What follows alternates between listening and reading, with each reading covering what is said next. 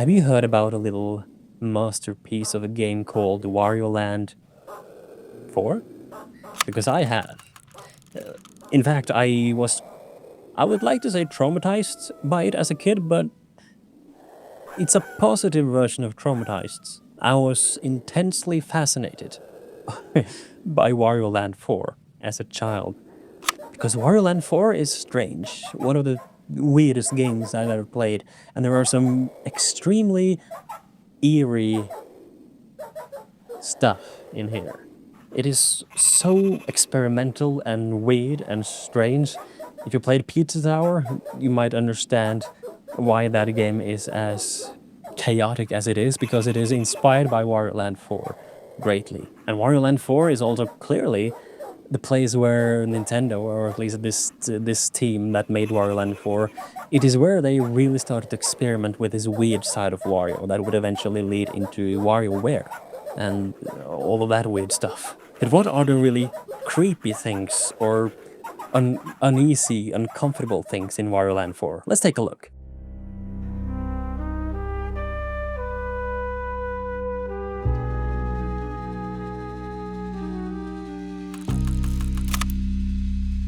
On the surface, it doesn't look that weird. I mean, the intro basically tells you that there's a great pyramid that's been discovered with a great treasure inside. A princess has gone missing, and so Wario's thinking, treasure, I'm gonna go get it. Typical Wario stuff. And a pyramid, it's not too out there at all for a Wario game, not even a Mario game. The weird stuff starts to come when we see what is actually inside this pyramid. Because the levels themselves are nothing too out there. The 4 sections of the pyramid, the Emerald Passage, Ruby, Topaz, and Sapphire, are all split into different themes. The weird stuff starts to come when you see the things in between here and there, as well as the bosses. Spoiled Rotten, for example, the first boss in the game.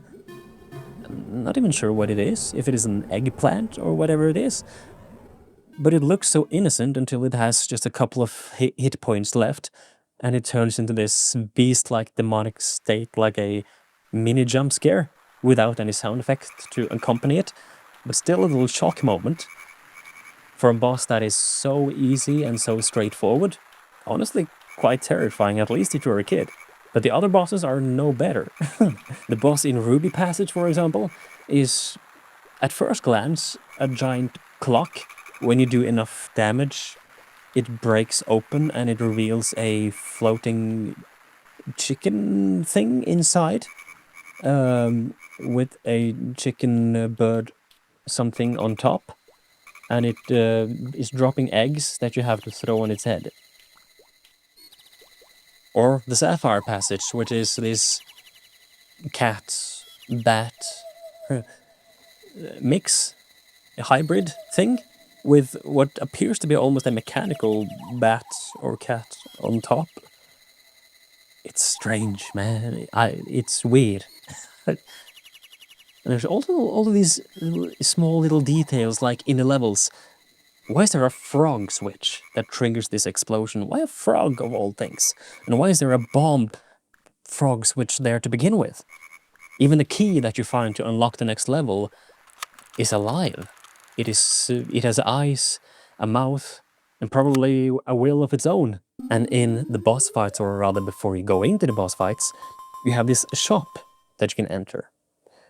And in this shop there are some weird things.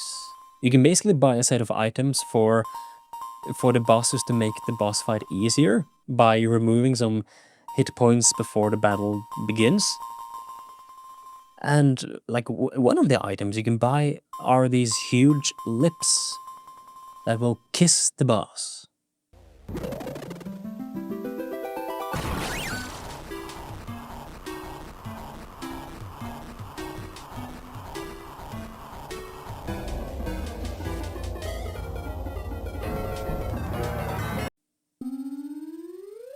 And for free, if you look at the right side, you can play a little sound effect to make the shopkeeper happy.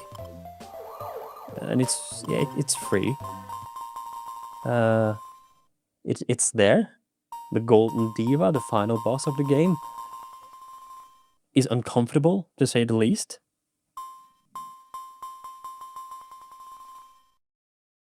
Every time you damage her, her facial expression changes. From everything from happy to disappointed to angry to sad and everything in between. All human emotions are gone through. Does that have any symbolic meaning? Or is it just strange for the sake of it? But, without question, the strangest thing, the weirdest thing, the most bizarre thing, I think, in Wario Land 4 is the sound room. In each level of the game, you can find a CD. Completely optional and has nothing to do with the main game's completion. But each level has a CD that you can find.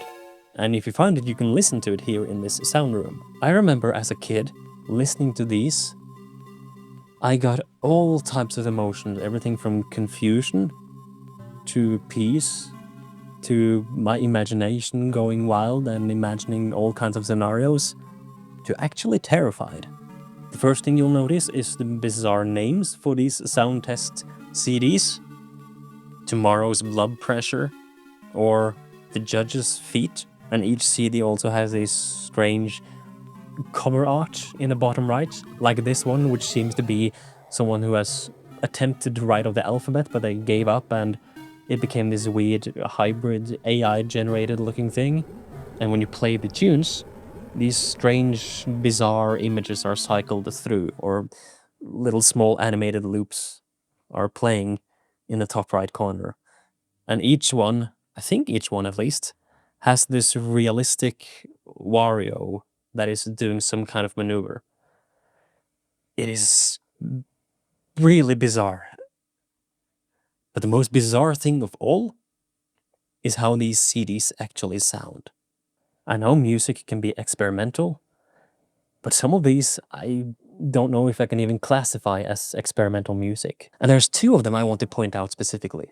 It is this one first. Take a listen to this.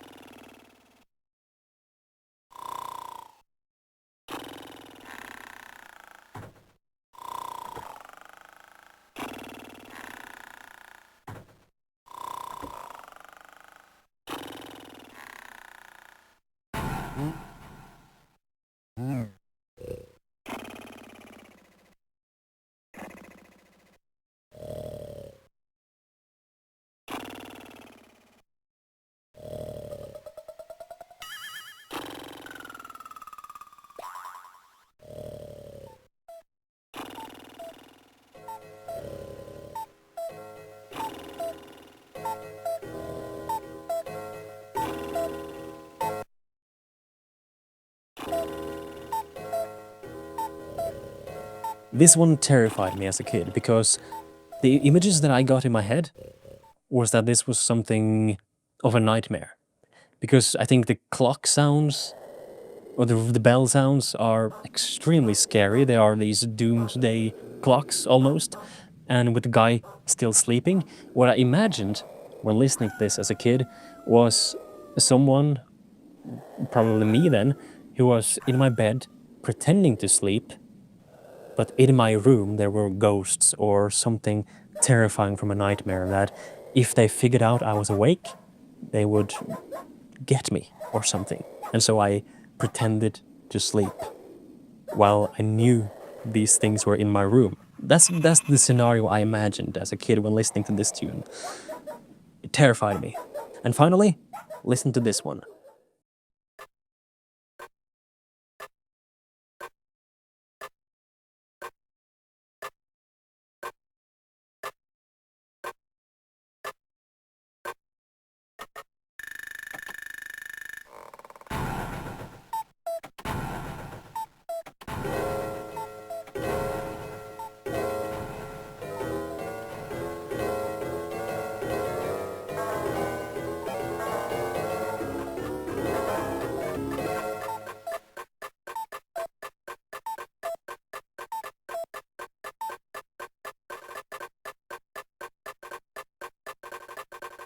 For me, the scariest thing about this one it is the clock, but it is how it is used alongside the image on the top right.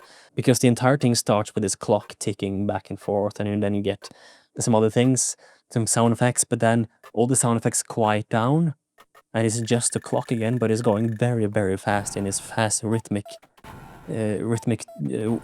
way.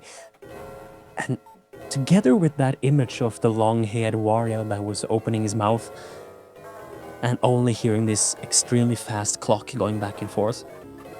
Can't explain why, but it was nightmare fuel for me. So yes, for me, Wario Land 4 was, maybe still is, indeed, sort of a horror game.